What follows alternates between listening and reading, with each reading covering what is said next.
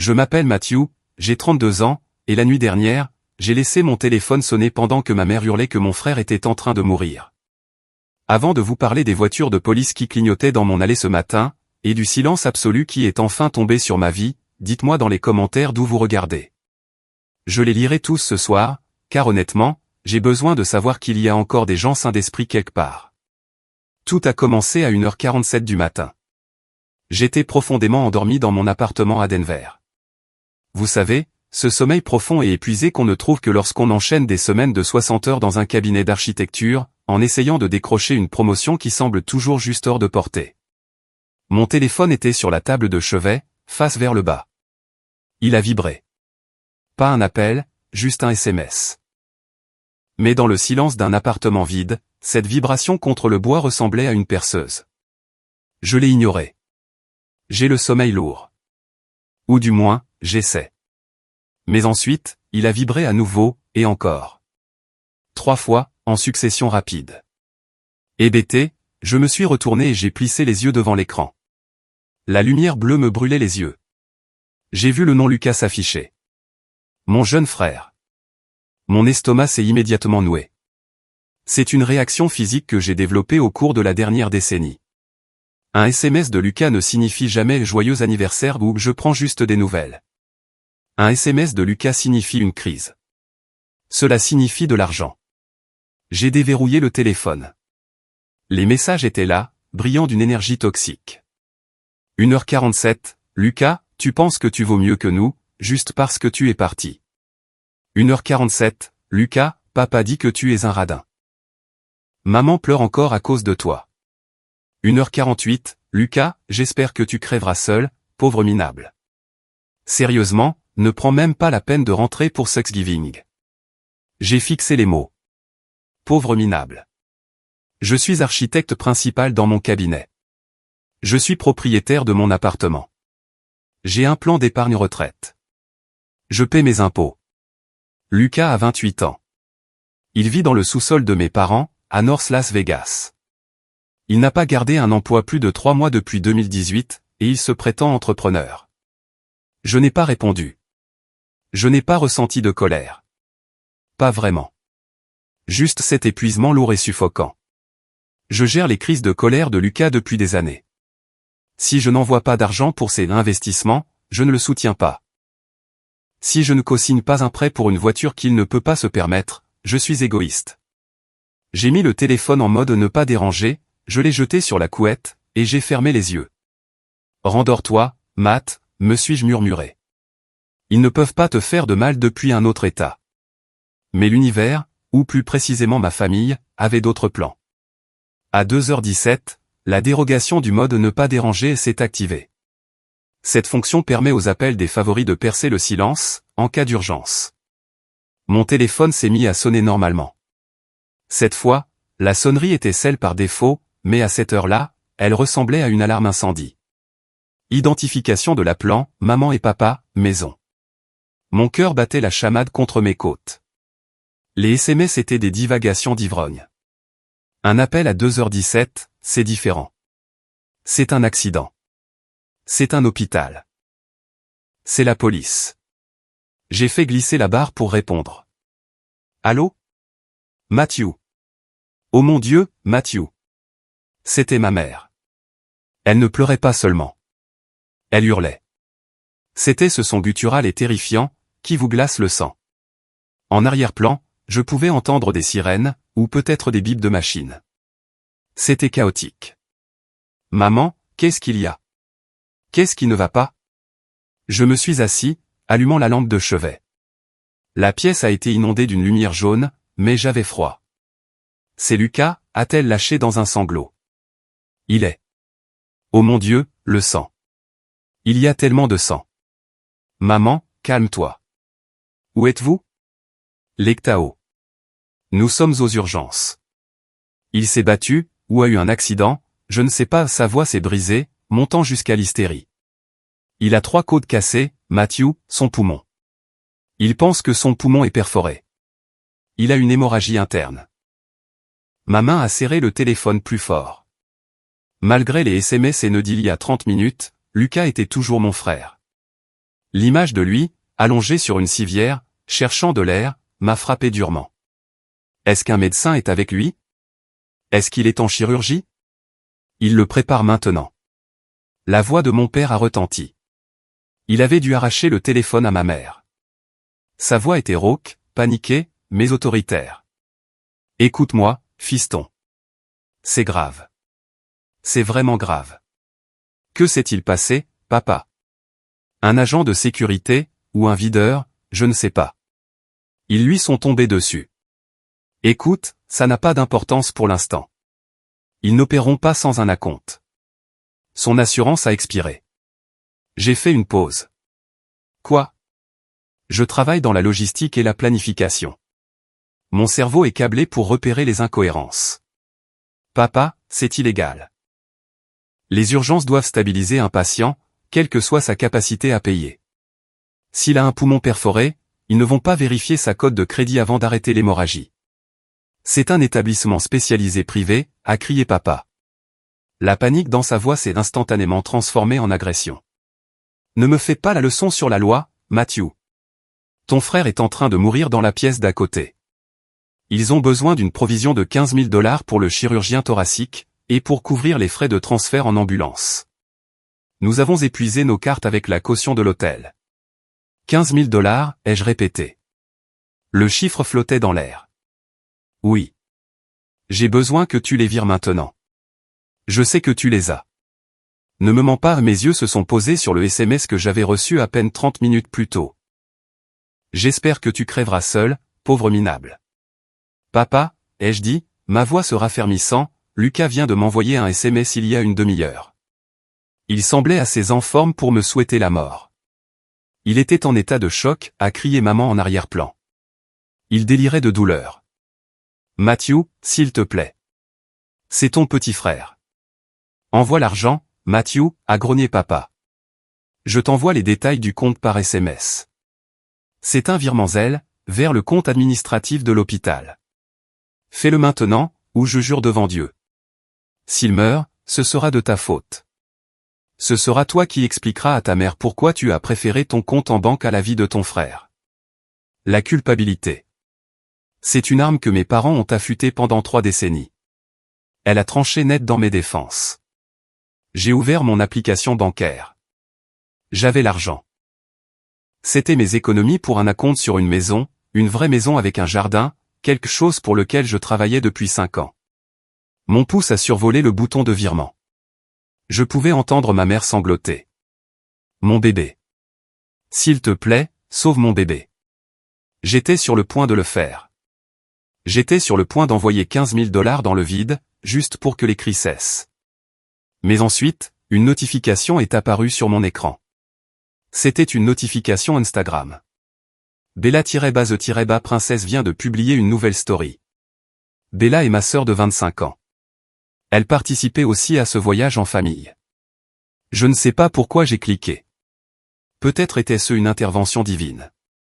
Peut-être juste un réflexe musculaire. J'ai réduit l'application bancaire et j'ai ouvert Instagram. La story avait été publiée il y a 4 minutes. Ce n'était pas une vidéo d'une salle d'attente d'hôpital. Ce n'était pas un appel larmoyant à la prière. C'était une vidéo d'une table VIP dans une boîte de nuit.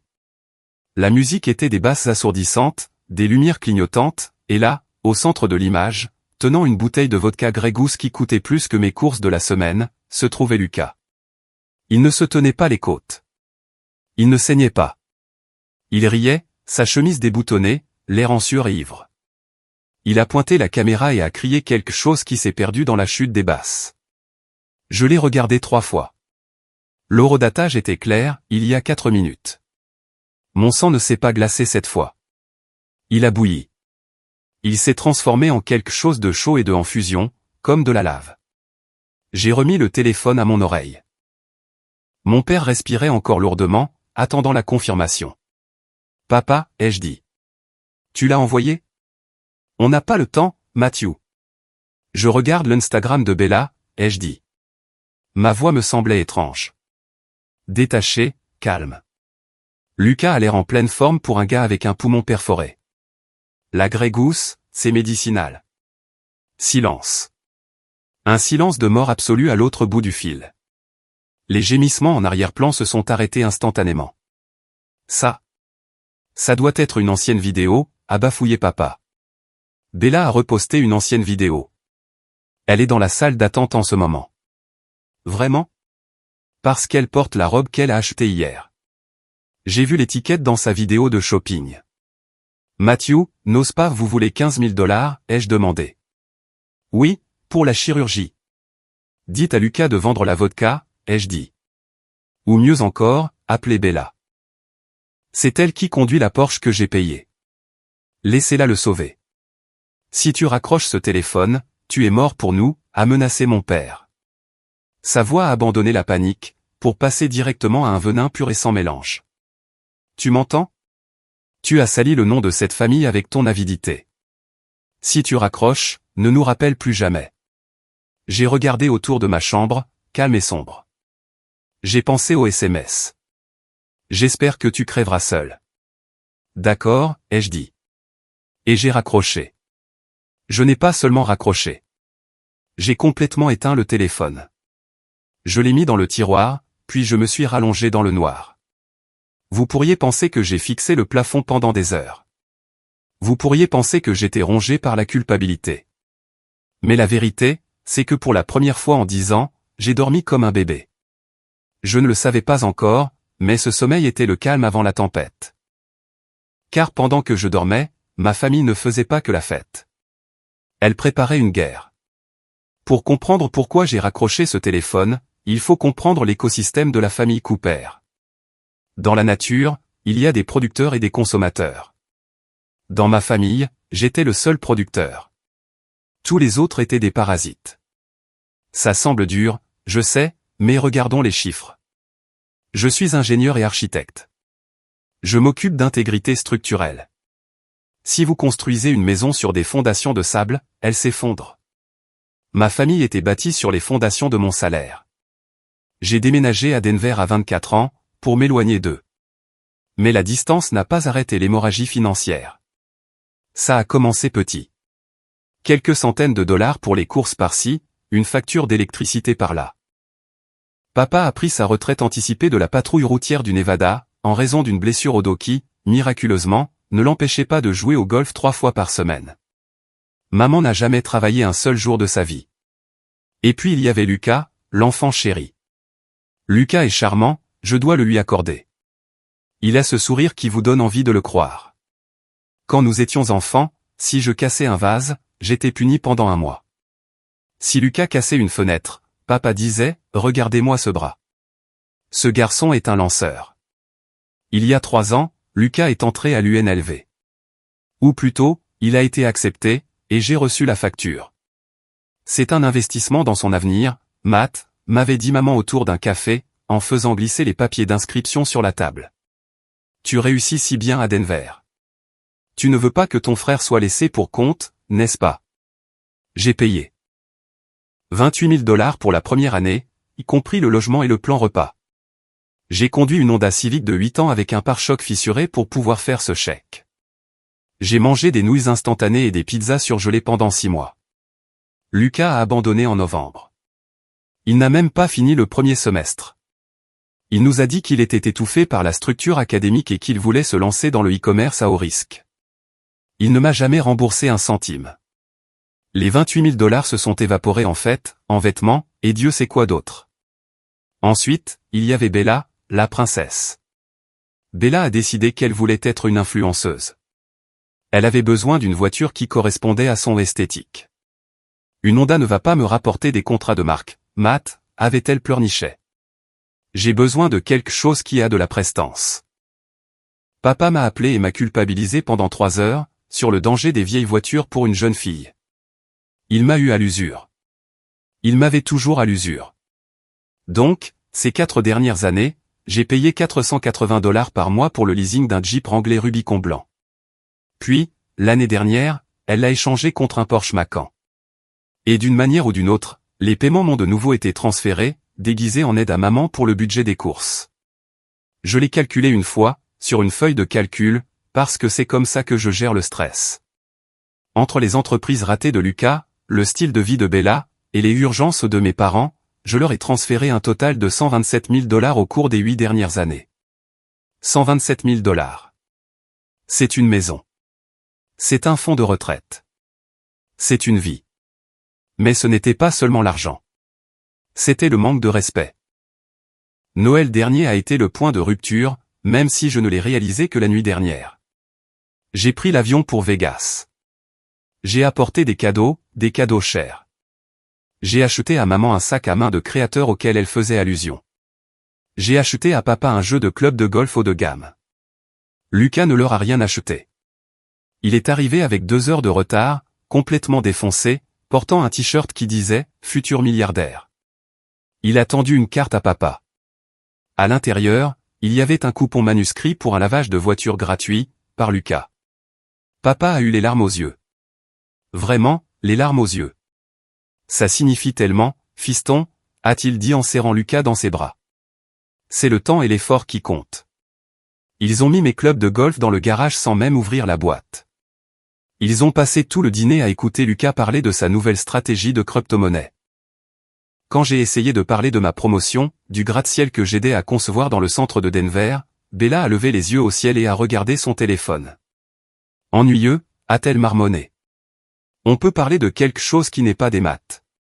Matthew, n'ennuie pas ta sœur, a grondé maman, en mettant plus de pommes de terre dans l'assiette de Lucas. Lucas, parle-nous plus de ce Dogecoin.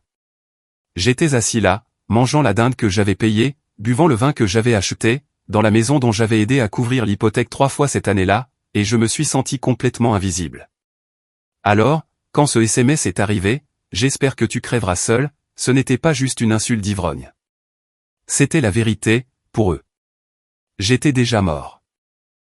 J'étais juste un fantôme qui distribuait de l'argent. L'urgence médicale à Tao n'était pas la première fois qu'il criait au loup, mais c'était la plus audacieuse. Je suis resté allongé dans mon lit, le silence de mon appartement m'enveloppant. Mon téléphone était éteint, mais mon esprit tournait à plein régime, rejouant le scénario de l'urgence médicale. Pourquoi avait-il besoin de 15 000 $? Si Lucas était vraiment en difficulté, papa aurait appelé le 911, pas moi. Papa était flic. Il connaît le système. Il connaît les assurances. Il connaît les protocoles d'urgence. Le chiffre précis me chicotait. 15 000 $. Ce n'était pas un chiffre rond, comme 10 000 ou 20 000. C'était spécifique. Et le désespoir dans la voix de papa. C'était réel. Il avait peur. Mais il n'avait pas peur pour la santé de Lucas. Il avait peur de quelque chose d'autre.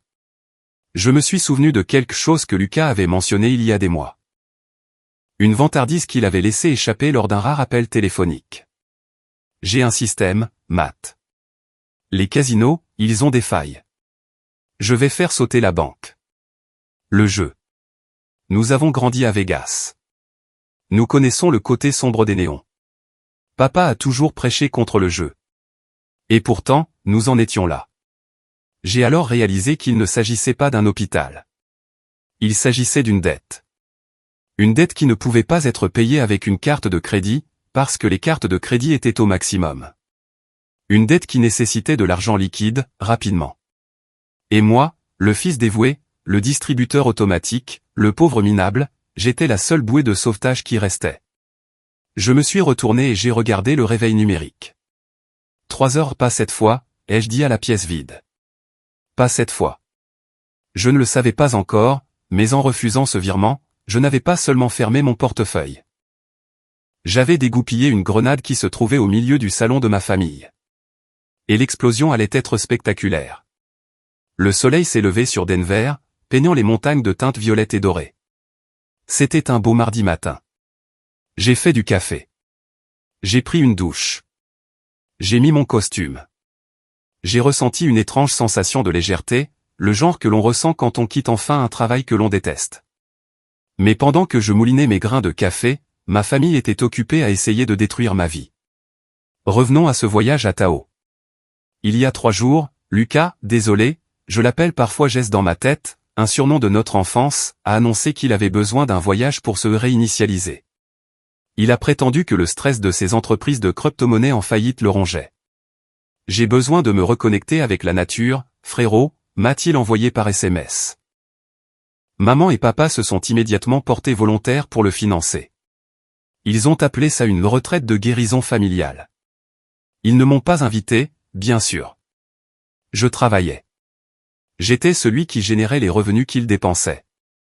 J'ai ouvert mon ordinateur portable à la table de la cuisine, et j'ai décidé de faire un petit travail d'enquête numérique avant de partir au bureau. Je me suis connecté à Instagram et j'ai trouvé le profil de Bella. Elle ne m'avait pas encore bloqué. Erreur de débutante. Les stories des dernières 24 heures brossaient un tableau d'un excès obscène. Story 1, un jet privé. Il était petit, probablement une location bon marché, mais la légende disait, on passe au niveau supérieur avion. Maman tenait une coupe de champagne, souriant comme si elle était de la royauté. Papa portait une nouvelle Rolex, une fausse probablement, ou achetée à crédit. Story 2, la suite au RAS. 2 étages, un jacuzzi sur le balcon, des plateaux de service d'étage empilés avec du homard et du steak. Story 3, et là, c'était la preuve irréfutable. Lucas, debout à côté d'une voiture, pas n'importe quelle voiture. Une Lamborghini Huracan Evo noir mat. La légende disait, le roi de la route symbole de sprint Lambo Life Crypto King Benny. J'ai mis la vidéo en pause et j'ai zoomé. Je suis un passionné de voitures. Je sais que cette voiture coûte environ 1500 à 2000 $ par jour à louer à Vegas ou à Tahoe, plus une caution massive. Il était impossible que Lucas l'ait louée.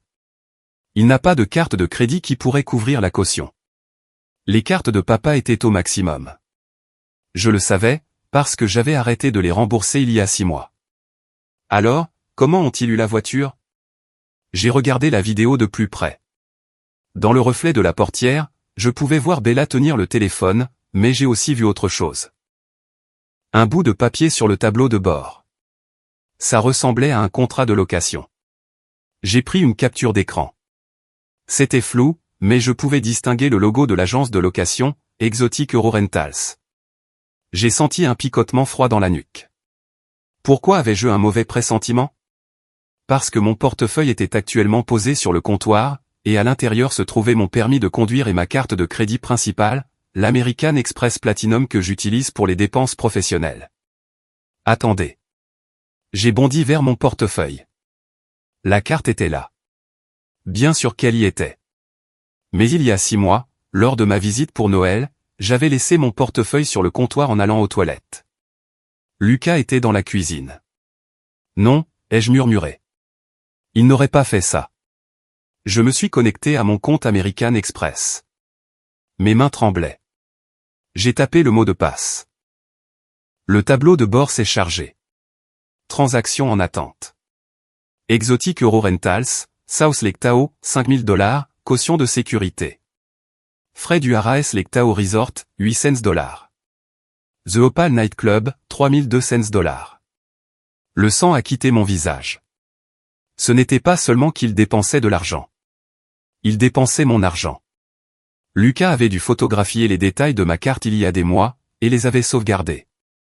Il avait usurpé mon identité pour financer son voyage de réinitialisation. L'urgence médicale de 15 000 $ n'était pas pour une chirurgie. J'ai assemblé les pièces du puzzle. Les 15 000 $, la voiture de location, le SMS sur l'agent de sécurité. Lucas avait probablement accidenté la Lamborghini, ou l'avait endommagée. La caution de 5 000 $ était partie. Et l'agence de location exigeait plus pour les réparations. Ou peut-être qu'il devait de l'argent à un usurier au casino. Je suis resté assis là, le café refroidissant dans ma tasse. L'audace était à couper le souffle. Ils usurpent mon identité, dépensent 9 000 $ de mon argent en 24 heures, et puis, quand la facture arrive ou qu'ils sont dans le pétrin, ils m'appellent à 2 heures du matin en prétendant être mourant, pour m'escroquer de 15 000 $ de plus. J'ai relu le SMS. J'espère que tu crèveras seul. Toi d'abord, frérot, ai-je marmonné. J'ai pris mon téléphone. Je n'ai pas appelé mes parents. Je n'ai pas appelé Lucas. J'ai appelé le numéro au dos de ma carte American Express. Service client. Ici Janet, comment puis-je vous aider? Bonjour, Janet, ai-je dit, ma voix étrangement calme. J'aimerais signaler plusieurs transactions frauduleuses sur ma carte. Je suis actuellement à Denver, Colorado. Ma carte a apparemment été utilisée à l'Ectao. Je n'ai pas autorisé ces transactions. Oh, mon Dieu. Je suis vraiment désolé d'entendre ça, monsieur. Laissez-moi consulter le compte. Oui, je vois quelques grosses transactions ici. Une agence de location et une boîte de nuit. Oui, c'est de la fraude. Veuillez annuler la carte immédiatement et lancer une procédure de rétrofacturation. Nous pouvons certainement faire ça. La carte est annulée à partir de maintenant. Les transactions seront contestées. Merci, Janet. J'ai raccroché. À l'Ectao, à la réception d'un hôtel ou au guichet d'une agence de location, un terminal de paiement était sur le point d'être refusé. La bouée de sauvetage financière sur laquelle ma famille se balançait venait d'être coupée. Mais je n'avais pas fini. J'avais besoin de connaître la vérité sur l'hôpital. J'ai regardé l'heure, 8 heures. Si Lucas était vraiment aux urgences avec un poumon perforé, il y aurait un dossier. J'ai cherché sur Google hôpitaux l'Ectao. Il n'y avait qu'un seul grand centre de traumatologie à proximité. L'hôpital Barton Mémorial. J'ai composé le numéro principal. Urgence de l'hôpital Barton Mémorial. Bonjour, ai-je dit, en prenant ma meilleure voix de frère inquiet. Mon frère, Lucas Cooper, a été admis tôt ce matin. Mes parents m'ont appelé en panique, disant qu'il avait des côtes cassées et un poumon perforé. Je suis à Denver et je suis juste. Je suis terrifié. Pouvez-vous juste me dire s'il est stable? La réceptionniste a fait une pause. Les lois sur la confidentialité sont strictes, mais ils peuvent généralement confirmer si un patient est là. Un instant. Laissez-moi vérifier le registre. Cooper. Lucas. J'ai retenu mon souffle. Monsieur, oui, j'ai un Lucas Cooper admis à 2h30. Mon cœur a raté un battement. Était-ce vrai? Étais-je le méchant? Est-ce qu'il est en chirurgie? En chirurgie? Non, monsieur. Il a été traité pour une fracture nasale mineure et une côte fêlée. Il est en fait dans la zone d'attente pour sa sortie en ce moment. Il demande un chargeur pour son téléphone. Une fracture nasale? Une côte fêlée? Oui, il a eu une altercation, mais il est parfaitement stable. En fait, il est en train de... Eh bien, il mange un bagel. Un bagel. Mon frère mourant mangeait un bagel. La rage qui m'a envahi était si pure qu'elle ressemblait à de la clarté. Merci, ai-je dit. C'est tout ce que j'avais besoin de savoir. J'ai raccroché. Donc, ils avaient menti sur la gravité. Ils avaient menti sur le coût. Ils avaient volé les informations de ma carte de crédit. Et ils m'avaient souhaité la mort. J'ai attrapé ma mallette. J'allais aller au travail. J'allais concevoir un gratte-ciel. Et pendant ce temps, j'allais laisser ma famille réaliser qu'ils s'étaient attaqués au mauvais architecte. Je n'allais pas seulement construire un mur entre nous. J'allais regarder tout leur château de cartes s'effondrer.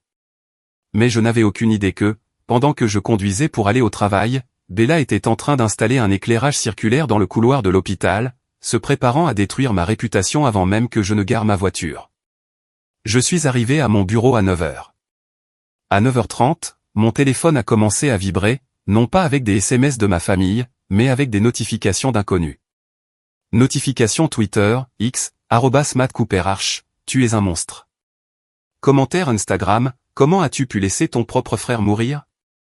Justice pour Lucas. Message LinkedIn, nous réexaminons notre contrat avec vous, sur la base d'allégations troublantes. Mon estomac s'est noué. J'ai ouvert TikTok. Elle était là. Bella. Elle était en direct. La vidéo avait déjà été repostée et avait 50 000 vues. Elle était assise par terre, dans le couloir d'un hôpital, probablement la salle d'attente. Elle n'avait pas de maquillage, calculé. Ses cheveux étaient en désordre, coiffés ainsi. Et elle pleurait. Salut tout le monde, a-t-elle reniflé, essuyant une fausse larme. Je ne devrais pas faire ça, mais je ne sais pas vers qui d'autre me tourner. Mon frère, Lucas. Il a été passé à tabac la nuit dernière. Il est dans un état critique. Elle a balayé la caméra vers une porte fermée. Mes parents sont anéantis. Nous sommes coincés ici, à Tao. Et le pire. Elle a regardé directement la caméra, ses yeux grands ouverts d'une trahison fabriquée. Nous avons appelé mon grand frère, Matthew Cooper, qui gagne un salaire à 6 chiffres à Denver. Nous l'avons supplié de nous aider avec l'acompte pour la chirurgie. Et vous savez ce qu'il a dit? Elle a fait une pause, pour l'effet dramatique. Il a dit, j'espère qu'il crèvera.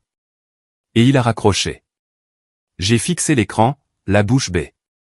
Nous pourrions le perdre, a sangloté Bella. Et Matthew, si tu regardes ça, j'espère que ton argent te tiendra chaud la nuit, quand Lucas ne sera plus là. Les commentaires étaient une cascade de haine. Balancez les infos de ce type. J'ai trouvé son employeur, je les appelle maintenant. Quelle ordure. Les riches me dégoûtent. Ils avaient tagué mon cabinet. Ils avaient tagué mes comptes personnels.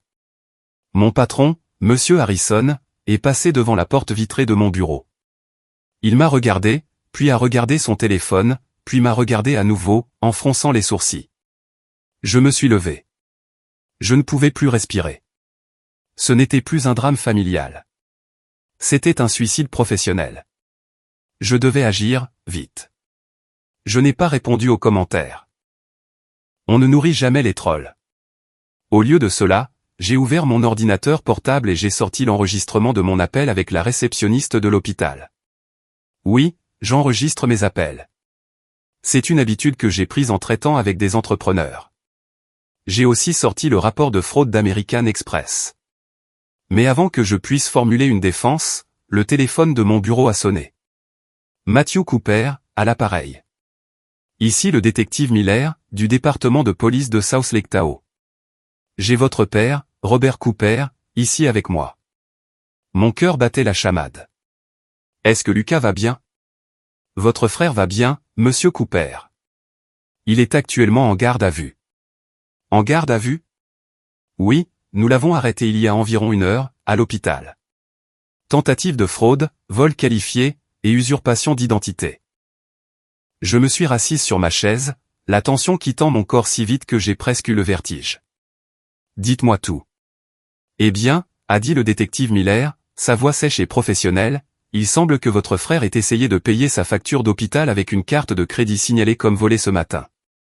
Une American Express à votre nom. Lorsque la carte a été refusée, il a tenté de fuir le service de facturation et a agressé un agent de sécurité. C'est de là que vient réellement l'histoire de la côte cassée. Il s'est fait plaquer, après les faits. Il a agressé un agent? Oui. Et, monsieur Cooper, nous avons retrouvé la Lamborghini. Elle est enroulée autour d'un poteau téléphonique sur la Highway 50. Complètement détruite. Il a abandonné les lieux la nuit dernière. C'est pour ça qu'il a été blessé. Il ne s'est pas fait agresser. Il a accidenté une voiture de 300 000 $, en état d'ivresse. Et mes parents? Ils essaient actuellement de faire valoir que vous avez autorisé l'utilisation de la carte. Ils prétendent que vous avez donné à Lucas une autorisation verbale. J'ai ri. C'était un son froid et sec. Détective, je n'ai pas parlé à Lucas depuis 6 mois, jusqu'à ce qu'il m'envoie une menace de mort la nuit dernière. J'ai signalé la carte comme volée à 8 heures aujourd'hui. J'ai les horodatage. C'est ce que je pensais, a dit Miller. Votre père exige que nous vous appelions pour éclaircir tout ça. Passez-le-moi, ai-je dit. Un moment de remue-ménage, puis la voix de mon père, mais l'arrogance avait disparu. Il semblait petit, terrifié. Matthew. Tu as menti, papa. Tu as menti sur l'agression. Tu as menti sur la chirurgie. Lucas a accidenté la voiture qu'il a louée avec ma carte volée. C'était un malentendu, a plaidé papa. Il a juste. Il a emprunté les numéros. On allait te rembourser. Écoute, la police parle de crimes graves, Matthew. Des crimes graves. Tu dois leur dire que tu lui as donné la carte. S'il te plaît. C'est ton frère. Il ne peut pas aller en prison. Il a usurpé mon identité, papa. C'est la famille. Tu as une assurance. Ça ne te coûtera rien. Et la vidéo de Bella, ai-je demandé. Celle où elle dit à 50 000 personnes que je l'ai laissée mourir? Elle était émotive. On lui fera la supprimer. Dis juste au détective que c'était une erreur. J'ai regardé l'écran de mon ordinateur. Les commentaires haineux continuaient d'affluer. Ma réputation était en train de brûler. Papa, ai-je dit, tu m'as élevé pour que je suive les règles. Tu étais flic. Tu connais la loi. Matthew, ne fais pas ça. Passez-moi le détective. Matthew. Passez-le-moi, ai-je rugi. Miller est revenu en ligne. Monsieur Cooper? Détective, je veux porter plainte, pour tous les chefs d'accusation. Usurpation d'identité, fraude à la carte de crédit. Et dites à ma sœur que si elle ne retire pas cette vidéo dans 5 minutes, je la poursuis pour diffamation, et je posséderai cette Porsche qu'elle aime tant. Compris, monsieur. Nous allons procéder à l'inculpation. J'ai raccroché. Je suis sorti de mon bureau et je suis allé directement dans celui de monsieur Harrison. J'ai tout expliqué. Je lui ai montré le numéro du rapport de police. Je lui ai montré l'alerte de fraude. Il a écouté, a hoché la tête, et m'a tapoté l'épaule. Prends ta journée, Matt. Règle tes affaires. On te soutient. Je suis rentré chez moi, mais je n'avais pas fini. La vidéo de Bella était toujours en ligne. Elle ne l'avait pas supprimée. Très bien. J'ai ouvert mes propres réseaux sociaux. Je n'avais jamais rien posté de personnel auparavant, juste des photos d'architecture.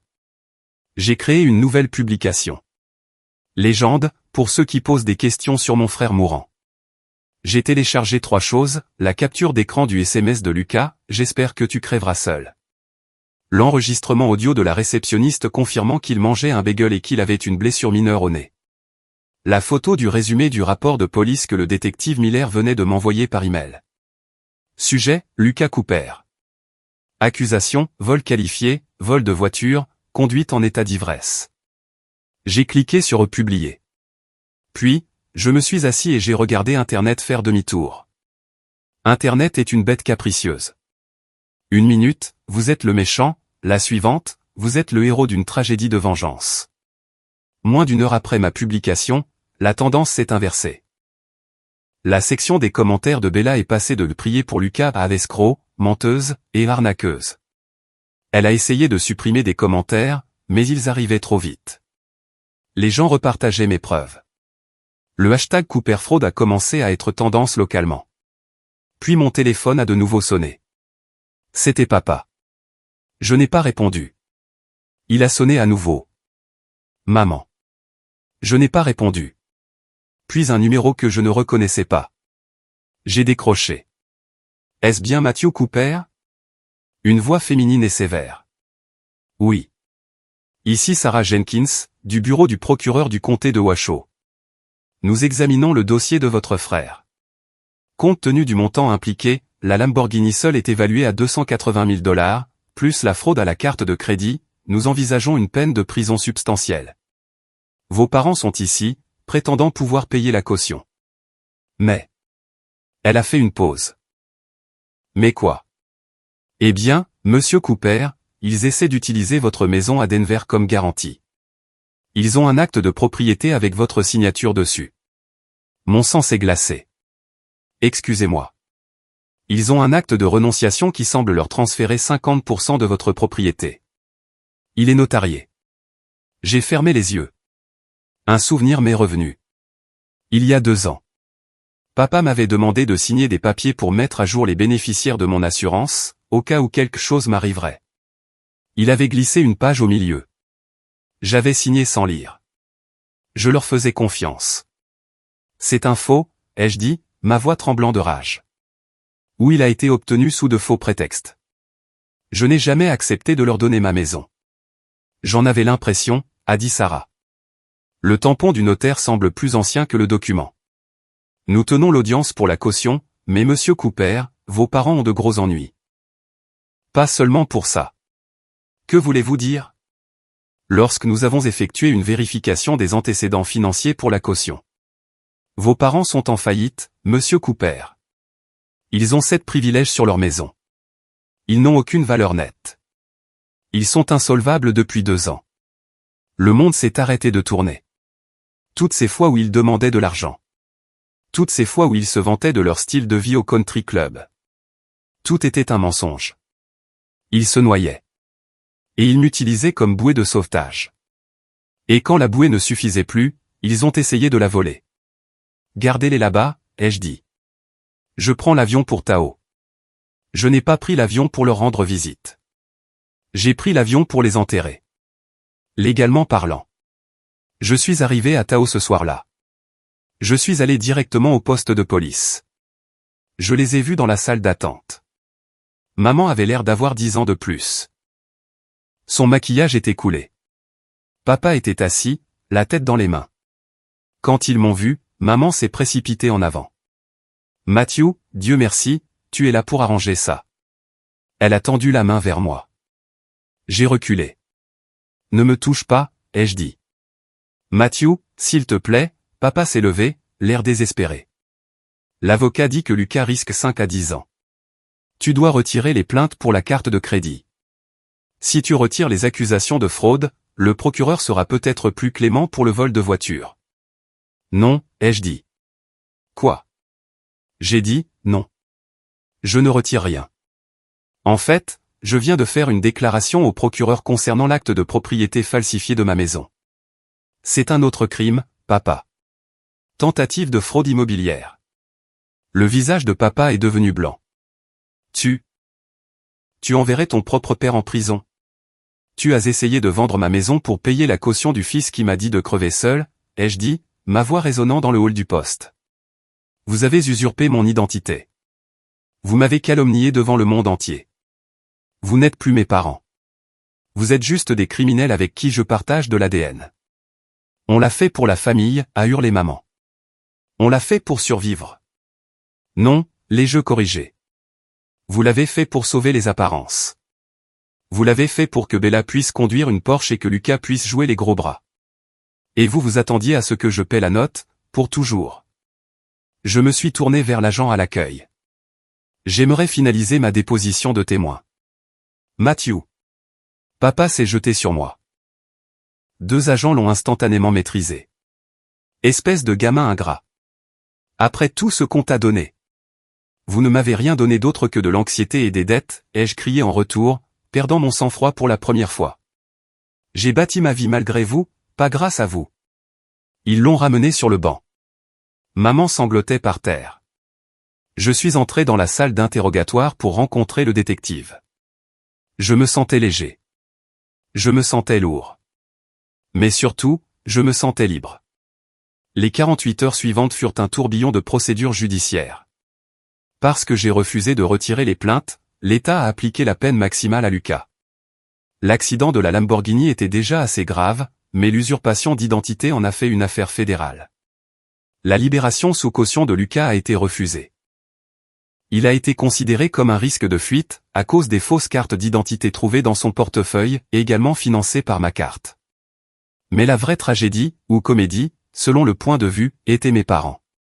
Avec Lucas en prison et la caution rejetée en raison de l'acte de propriété frauduleux, leur château de cartes financier s'est effondré instantanément. La banque a entamé une procédure de saisie sur leur maison de Vegas le lendemain même. Apparemment, ils n'avaient pas payé l'hypothèque depuis 9 mois. Ils avaient intercepté les avis et les avaient cachés. Je me suis assis dans un café à Tao, pour rencontrer un avocat que j'avais engagé pour m'assurer que mes actifs étaient protégés. C'est grave, Matt, m'a dit l'avocat, un type brillant nommé Davis.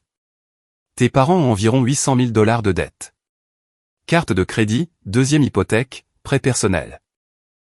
Ils ont même contracté un prêt au nom de Bella. Est-ce que Bella le sait? Elle le sait maintenant.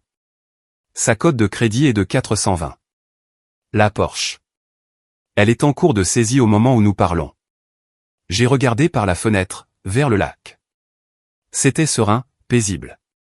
Que va-t-il leur arriver? Ai-je demandé. Eh bien, ton père fait face à des accusations pour la falsification de l'acte. Il pourrait obtenir du sursis, car c'est une première infraction et il est âgé, mais il perdra sa pension. Ils perdront la maison. Ils déclareront faillite personnelle. Ils finiront probablement dans un appartement subventionné, vivant de la sécurité sociale. Et Lucas? Le procureur propose un accord de plaidoyer. 4 ans de prison d'État, 18 mois de libération conditionnelle. Il doit rembourser la Lamborghini. Il n'a pas $300 000, ai-je dit. Alors il aura un jugement contre lui pour le reste de sa vie. Tout salaire qu'il gagnera sera saisi. J'ai hoché la tête. Justice. C'était une justice froide et dure. J'ai pris mon téléphone. Bella m'avait envoyé un SMS. Bella, Matt, s'il te plaît. Ils ont pris la voiture. Je n'ai aucun moyen de rentrer à la maison. Maman n'arrête pas de pleurer. Peux-tu juste nous envoyer assez pour des billets d'avion? S'il te plaît. Je suis désolé pour la vidéo. Je ferai une rétractation. J'ai fixé le message. J'ai pensé à la princesse qui levait les yeux au ciel en parlant de mon travail. J'ai pensé à l'enfant chéri qui m'avait souhaité la mort. J'ai pensé aux parents qui avaient essayé de voler ma maison. J'ai tapé une réponse. Matthew, la gare routière est sur Main Street. Les billets pour Vegas coûtent 45 $. Tu peux vendre ton sac Gucci. Ça devrait couvrir 3 billets. J'ai bloqué son numéro. Puis j'ai bloqué maman. Puis j'ai bloqué papa. J'ai payé mon avocat, je suis monté dans ma voiture de location, et j'ai conduit jusqu'à l'aéroport. Assis dans l'avion, attendant le décollage, regardant les montagnes de Tahoe disparaître, j'ai réalisé quelque chose. J'avais perdu ma famille. Je n'avais pas de parents, pas de frères, pas de sœurs à appeler pendant les vacances.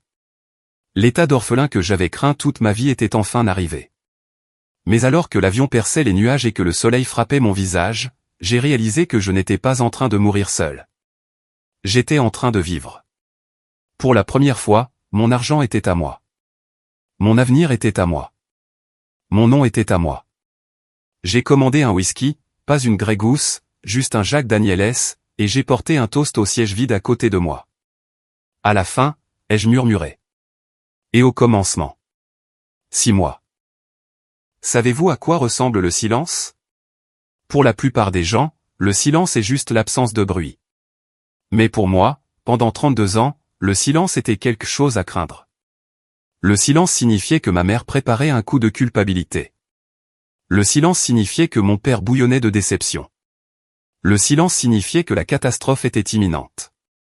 Mais maintenant le silence ressemble au bourdonnement de la machine à expresso dans ma nouvelle cuisine. Il ressemble au vent qui bruisse dans les trembles, devant mon balcon à Denver. Il ressemble à la paix. Je suis assis ici, regardant un contrat sur mon bureau. Ce n'est pas une facture. C'est un accord de partenariat. Monsieur Harrison ne m'a pas seulement promu.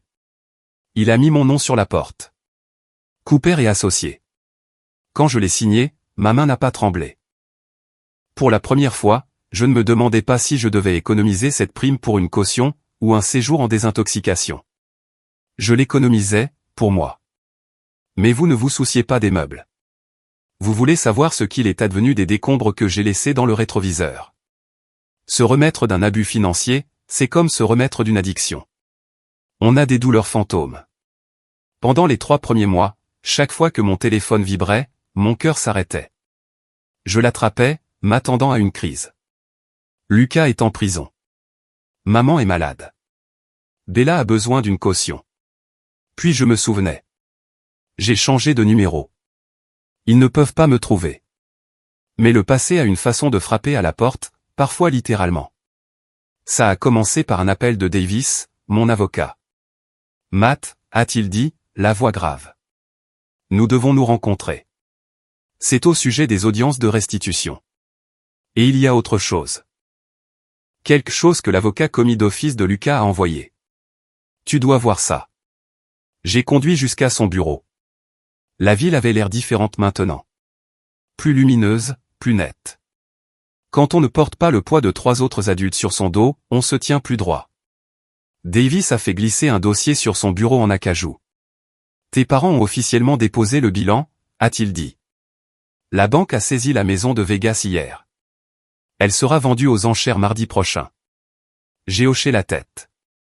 Je pensais que je serais triomphant. Je pensais que je ressentirais ce moment de bienfait pour eux. Au lieu de cela, j'ai ressenti une douleur sourde et creuse. Cette maison, c'était là que j'avais appris à faire du vélo. C'était là que j'avais eu mon premier baiser, dans l'allée. C'était aussi là que mon père m'avait dit que j'étais égoïste de vouloir aller à l'université, au lieu de travailler pour payer l'équipement de hockey de Lucas. Où sont-ils, ai-je demandé. Ils sont dans une location à la semaine, à North Las Vegas, a dit Davis. La pension de ton père a été saisie pour payer les frais de justice. Ils sont, à toutes fins utiles, sans le sou. Et Lucas? C'est l'autre chose. Davis a ouvert une plus petite enveloppe en papier craft. Lucas essaie de négocier un accord pour une libération conditionnelle anticipée. Il se retourne contre tout le monde. Plus précisément, il se retourne contre Bella. J'ai froncé les sourcils. Bella? Elle n'a pas été arrêtée. Elle n'était que la pom-pom girl. Lisa. Davis a montré une transcription d'un entretien en prison. J'ai pris le papier. Mes yeux ont parcouru les lignes, et mon estomac s'est retourné. C'était le rebondissement que je n'avais jamais vu venir. Je pensais savoir jusqu'où ma famille pouvait descendre. J'avais tort. Le plancher avait un sous-sol.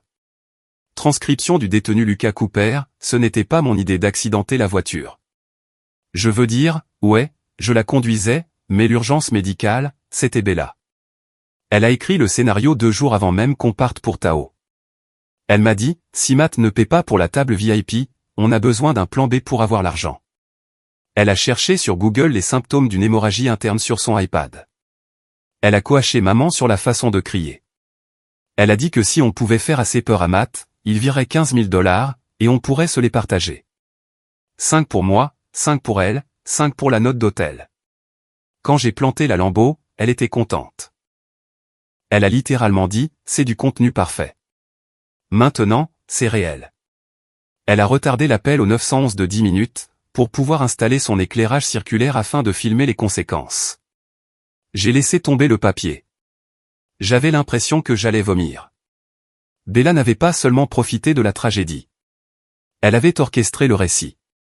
Elle avait retardé l'aide médicale. Même si la blessure s'est avérée mineure, elle ne le savait pas à ce moment-là. Juste pour avoir le bon éclairage pour une vidéo TikTok. Ma sœur n'était pas seulement une enfant gâtée. C'était une sociopathe. Qu'est-ce qui va lui arriver, ai-je demandé, ma voix à peine un murmure. Rien de criminel, malheureusement, a dit Davis. Être une mauvaise personne n'est pas illégal. Mais sans ton financement, et avec Internet qui s'est retourné contre elle, sa carrière est morte. Elle fait face à des poursuites judiciaires de la part des marques qu'elle a trompées. Elle est noyée sous les dettes. J'ai quitté le bureau de l'avocat et j'ai conduit.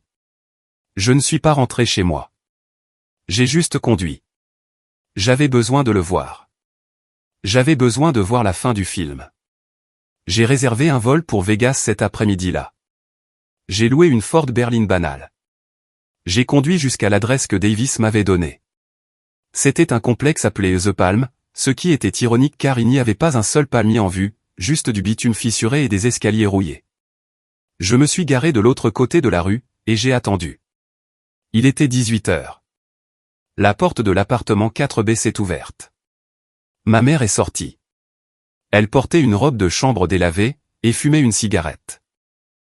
Ma mère, qui jugeait les voisins pour ne pas tondre leur pelouse, était debout sur un balcon à la peinture écaillée, fumant une cigarette de marque générique.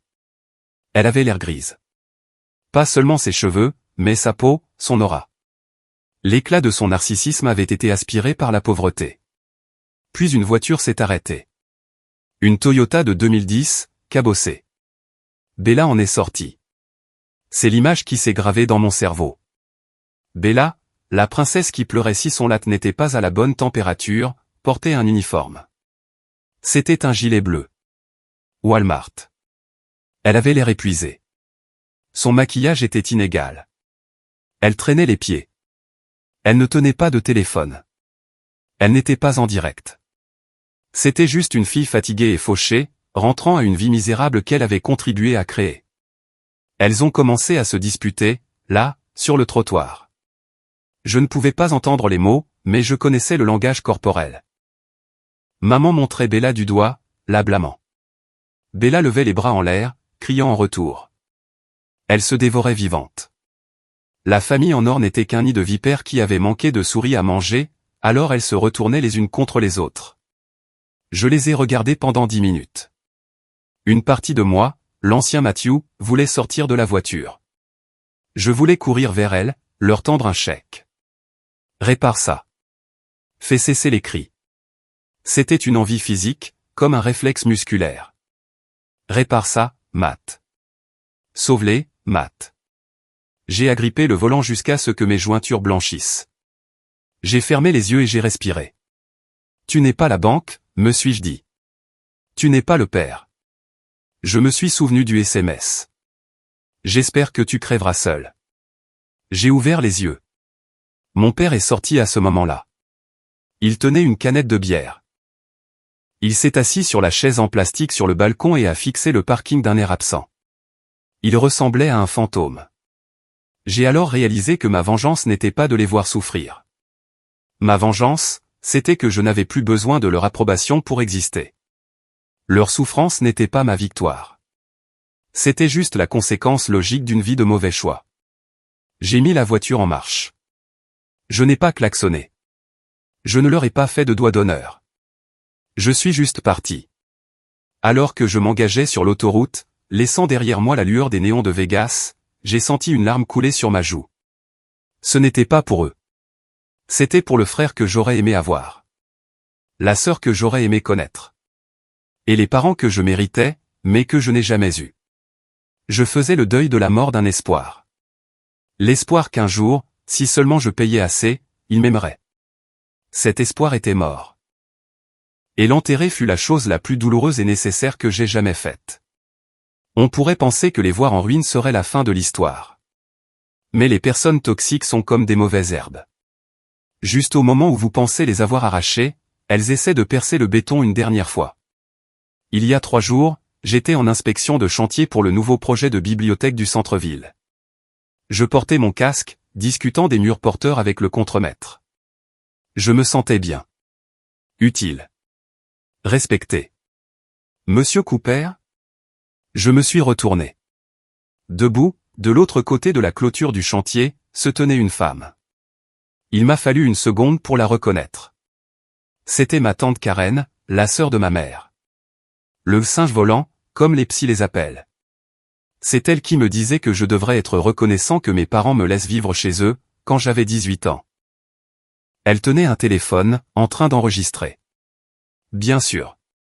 Matthew, a-t-elle crié, essayant d'attirer l'attention de mon équipe. C'est ici que tu te caches ?